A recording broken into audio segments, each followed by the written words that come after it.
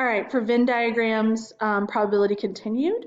If we want to find the probability of randomly selecting someone who likes rap, given they like country music, we're going to change our denominator anytime we have a given question. And the denominator is going to change to what was given. So given that they liked country music. What this means is instead of looking at the entire Venn diagram, like everything that's here, we're just going to look at the country music circle. So instead of looking at the whole Venn diagram, we only care about that country music circle. That becomes our new denominator. So there are 33 people in that country music circle. So that is our new denominator. Out of these 33, we want to find the people that also like rap. So we're still sticking inside this circle, but we're looking for where it overlaps with rap. And so that'll include those 8 people right there.